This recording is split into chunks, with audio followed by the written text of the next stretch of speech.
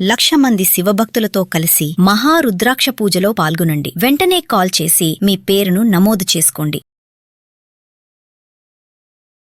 చందమామ కథల్లో నుంచి ఏదైనా ఒక కథ.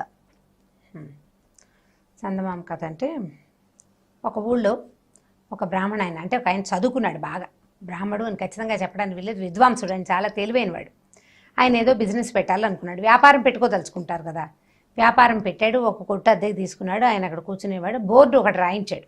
ఏం రాయించారంటే బోర్డు, ఇక్కడ వివేకం అమ్మబడును. వివేకం అమ్మే బిజినెస్ మొదలు పెట్టుకున్నాడు అనమాట. తెలివితేటలు అమ్ముతారు. తెలివితేటలు ఎలా అమ్ముతారు చూడాలి.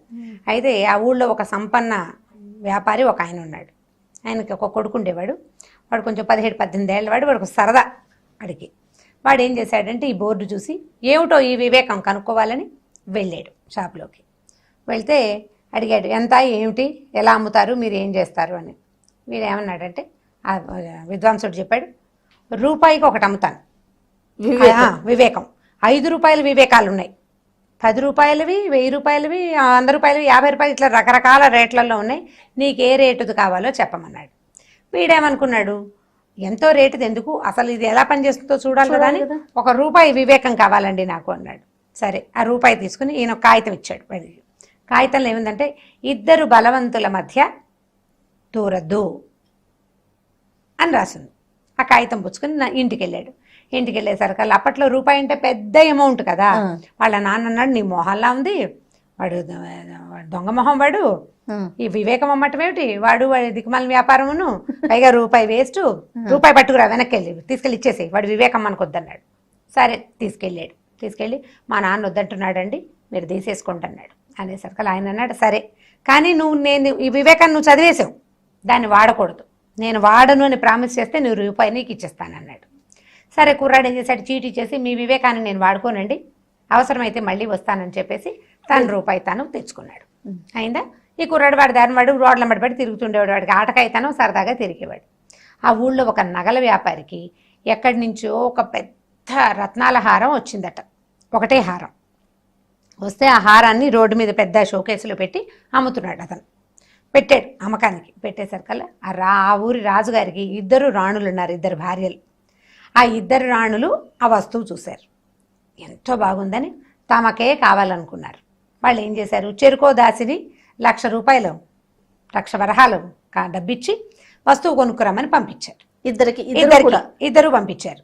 తీరా వీళ్ళిద్దరూ వెళ్ళేసరికల్లా వాడేమన్నాడు, ఒకటే వస్తువు, ఎవరు కావాలో వాళ్ళు తీసుకోండి అన్నాడు. 2 మాకు కావాలన్నారు. రాణిగారులు కొట్టుకోకపోయినా వాళ్ళ దాసులు 2 కొట్టుకుంటూ ఉంటారు. మా అమ్మగారు గొప్ప అంటే మా అమ్మగారు గొప్ప అని.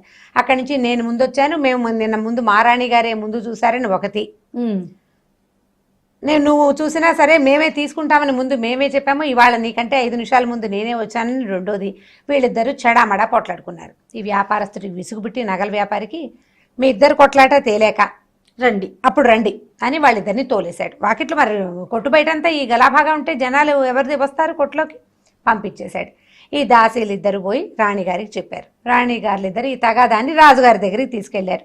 నేను ముందు చూశానంటే నేను ముందు చూశాను, నేను ముందు వెళ్ళానంటే నేను ముందు వెళ్ళా. ఈ తగాదా తెగలేదు. ఈయన అన్నాడు, సరే, ముందు ఎవరు వెళ్ళారో చెప్పడానికి ఒక సాక్ష్యం ఉందా? నగల వ్యాపారి నాకు తెలీదు, నేను చూడలేదన్నాడు. ఈ అమ్మాయిలు 2 దాసీ అమ్మాయిలు ఉన్నారుగా, వీళ్ళిద్దరు ఏమన్నారంటే, ఫలానా శెట్టిగారి అబ్బాయి కుర్రాడు ఉన్నాడు కదండి, వాడు అక్కడే నుంచున్నాడండి, ఈ చోద్యం చూశాడు వాడని చెప్పారు. వాడు నిజంగానే అక్కడ నుంచున్నాడు. వాడిని పట్టుకొచ్చారు. ఇప్పుడు వాడికి ఏం చెయ్యాలో తెలియలే. సో గుర్తొస్తుంది వివేకం. 2 బలవంతుల మధ్య దూరకూడదు. ఇప్పుడు ఏ రాణిగారి పేరు చెప్పినా రెండో రాణిగారు చావట్టి చెవులు మూస్తుంది. వీడికి ఏం చేయాలో తెలియలేదు. పరిగెత్తుకుంటూ వాళ్ళ నాన్నని పట్టుకుని, ఆ వివేకవంతుడైన ఆయన ఉన్నాడు కదా పండితుడి దగ్గరికి, వివేకాలు అమ్మే వ్యాపారస్తుడు, అక్కడికి పరిగెత్తారు. ఏదైనా ఒక వివేకం ఇవ్వండి మాకు. అయితే ఈయన ఏమన్నాడంటే, 100 రూపాయల వివేకం ఒకటి ఉంది, ప్రస్తుతానికి తప్పించుకోవచ్చు. అయితే 2,000 రూపాయల వివేకం ఉంది, 1,00,000 రూపాయలు ఖర్చు పెట్టాలి ఆ వివేకం వాడాలంటే, మీ ఇష్టం చెప్పండి అంటే, వీళ్ళేమనుకున్నారు, ప్రస్తుతానికి ఈ గొడవలో నుంచి బయటకు వచ్చేసే తెలివి కావాలి మనకి అని చెప్పేసి 100 రూపాయలు వివేకంతో ఆలోచించారు. 100 రూపాయలు ఇచ్చి ఓ కాగితం కొనుక్కున్నారు. ఓ వివేకపు కాగితాన్ని తీసుకున్నారు. అందులో ఏముంది, పిచ్చివాడి సాక్ష్యం చెల్లదు అని ఉంది. అక్కడి నుంచి వీడేం చేశాడు, ఓహో బాగా చెప్పారనుకుని రాజుగారి దగ్గరికి సాక్ష్యానికి తీసుకెళ్ళినప్పుడు వీడు మతిలేని పిల్లవాడిలాగా నటించేశాడు కుర్రాడు. నటించాడు. మరి వివేకం చెప్పింది కదా, వివేకంతో నటించాడు. నటించగానే రాజుగారు నాడు మీ బొందలా ఉంది, వీడిని తెచ్చారు, వీడికి తెలివి లేదు, మతిలేని పిల్లాడు, వాడి సాక్ష్యం చెల్లదు, సాక్ష్యం లేదు, గీక్షం లేదు, ఆ హారం మనకొద్దు, మీ ఇద్దరు నోరు మూసుకోండి దాసిల్ని తిట్టి రాణిగారులని యథాశక్తి మందలించి ఆ పూటకి న్యాయస్థానాన్ని మూసేశారు. అయితే ఈ కుర్రాడు ఇంటికి వెళ్ళిపోతూ నార్మల్గా వెళ్ళిపోయాడు. వెళ్ళేసరికి ఈ దాసీలు ఇద్దరు, వీడు దొంగ వెధవా, వీడు అబద్ధం చెప్పాడు, వీడు నిజానికి పిచ్చివాడు కాదు, వీడు మన తగాదా తీర్చకుండా దొంగ నటన రాజుగారి ముందు నటించాడని పగ పెట్టేసుకున్నారు వీడి మీద. వాళ్ళకి అర్థమైపోయింది. ఎందుకంటే వాడు మామూలుగా రోడ్ల మీద తిరిగేవాడు, రాణిగారులు అంటే చూడరు కానీ దాసీలు కనపడుతూనే ఉంటారు కదా. ఏదో పని మీద బజార్ వెళ్తే ఈ కుర్రాడు ఆటకైతే 18 ఏళ్ళు వాడు విజిలేయటం వేషాలు వేస్తూ ఉంటాడు, వాడు నార్మల్ కిడ్ అని వీళ్ళకి తెలుసు. అక్కడి నుంచి వాళ్ళు ఏం చేశారు, వాడు కనపడ్డప్పుడల్లా నీ అంతు చూస్తాం, మా రాణిగారి నీ సంగతి చూస్తుంది అని వాడిని బెదిరించేవాళ్ళు. వాడికి ఏం చేయాలో తెలియలే. ఏ రాణులు ఇద్దరికీ కోపంగా ఉంది తన మీద, రాణులకున్నా లేకపోయినా దాసీగణానికి హెచ్చుగా ఉందన్నమాట. వీడు బాగా ఆలోచించి ఏదైనా ఉపాయం కావాలని మళ్ళీ వెళ్ళాడు.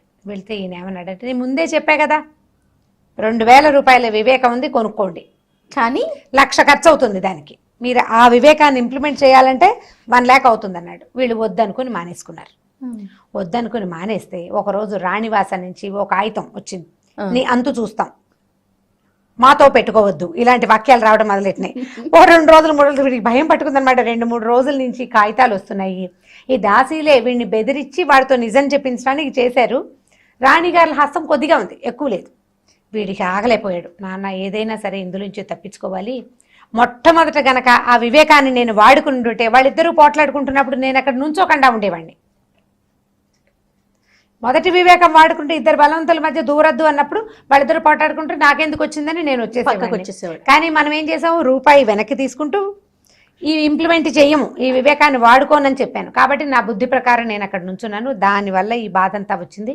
కాబట్టి ఈ వివేకవంత పండితుడి యొక్క వివేకాన్ని మనం కొనుక్కుని వాడాల్సిందే, నాకు భయం వేస్తుందని వాడు ఏడ్చి గగ్గోలు పెట్టాడు వాళ్ళ నాన్న దగ్గర. సరే నాన్న కొడుకు పోయారు అక్కడికి, మళ్ళీ వెళ్ళారు. మరి ఏం చేస్తారు, వీళ్ళ నుంచి తప్పించుకునే మార్గం లేదు. మరి వెళ్ళేసరికల్లా ఆయన వాళ్ళు ఏం చేశాడంటే 2000 రూపాయలు తీసుకుని డబ్బాలో పెట్టుకున్నాడు, ఒక కాగితం ఇచ్చాడు. ఆ కాగితం మీద ఏముందంటే, ఆ హారం నువ్వే కొని రాజుగారికి బహుకరించు. మరి 1,00,000 రూపాయల హారం. ఈ వ్యాపారస్తుడు ఏం చేశాడు, రాజుగారికి ఆ సంవత్సరానికి ఒకసారి ఏవో గిఫ్ట్లు ఇస్తారు కదా, మహారాజులకి గిఫ్ట్లు ఇచ్చే విధానం ఉంది కదా. మామూలుగా అయితే ఏ 5,000 10,000 పెట్టును, ఇప్పుడు చచ్చినట్టు ఇంకేమీ దారలేక ఏం చేశాడు, మొదటి రూపాయి వివేకాన్ని వాడుకుంటే 1,00,000 రూపాయలు ఖర్చు అయ్యేది కాదు. వెళ్ళి ఆ హారాన్ని కొన్నాడు. కొని రాజుగారికి తీసుకెళ్ళి అప్పచెప్పేశాడు. హారం ఇల్లు చేరింది కదా, రాణి గారులు ఇద్దరు సంతోషించి చంకలు ఉతుకున్నారు. మనకే వచ్చేసింది. మనకే రాజుగారికి పరమోత్కృష్టమైన తెలివితేటలున్నాయి, ఆయనకి వివేకం ఎవ్వరూ అమ్మక్కర్లా, ఆయనకి బాగా తెలివి ఉంది. ఏం చేశాడంటే ఆ హారాన్ని, ఎంతో బాగుంది, కొత్త పెళ్లి కూతురు మన కోడలు, ఆమెకి గిఫ్ట్ ఇస్తాను అని చెప్పి ఈ రాణి గారులలో ఒక ఆవిడ కొడుకున్నాడు, 2వ ఆవిడకి కూతురు ఉంది. కూతురికి రాపం లేదు, కోడలకే కావాలి, కొత్తగా వచ్చిన పెళ్లి కూతురు. ఆ హారాన్ని తీసుకెళ్లి కోడల మెళ్ళలో వేశారు. రాణిగారులు ఇద్దరు మాట్లాడకుండా ఊరుకున్నారు. వాళ్ళ గొడవ సమసిపోయింది. వీడు రూపాయి వివేకంతో ఉండిన ఇది బాగుండేదని మళ్ళీ వెళ్ళి ఈసారి ఇంకో వివేకాన్ని 100 రూపాయలు పెట్టి కొనుక్కుంటే అందులో ఏముందంటే, ఒళ్ళు దగ్గర పెట్టుకుని ఉండాలి అని ఉంది. తగాదాల్లోకి వెళ్ళకూడదు, వాళ్ళు ఎవరో మాట్లాడుతుంటే వినకూడదు, నీ పని నువ్వు చేసుకోవాలన్నమాట.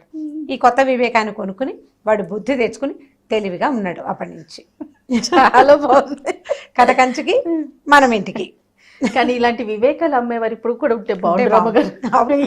మనకి ఏది కావాలంటే అది వెళ్ళి కొనుక్కొచ్చుకొని ఫాలో అవుతామేమో. ఐడియాస్ అమ్మే వాళ్ళు ఇప్పుడు కూడా ఉన్నారు జయ, మీరు సరిగ్గా సెర్చ్ చేయటం లేదు. మీకు గుడ్ ఐడియా కావాలి, మీరు నన్ను అడగండి, రూపాయి 2 రూపాయలు అంటే కాకుండా 100 1000 ఇస్తానంటే నేను కూడా చెప్పేస్తారా? ఓకే, ఆడియన్స్ అంతా మన మామ్స్ అందరూ రెడీ అయిపోతారండి తెలివితేటల కోసం. చూడండి, మామ్స్ అంతా కూడా మీకు ఏ ఐడియా కావాలన్నా మనకి రమ్మగారు చెప్తారంట, దానికి తగిన ఛార్జీ ఉంటుందండి. మరి ఉండదు, ఆయన 100 1000 తీసుకున్నాడు కదా. కానీ చాలా బాగుంది రమ్మగారు. మనం నీతిని అర్థం చేసుకోవాలి. ఈ అమ్మటం అనేది ఇది పక్కన పెడితే మంచి నీతి ఉంది కథలో. అదే, సో పిల్లలకి చెప్పడానికి బాగుంటుంది, మనం తెలుసుకోవడానికి కూడా చాలా ఇంట్రెస్టింగ్ గా ఉంది.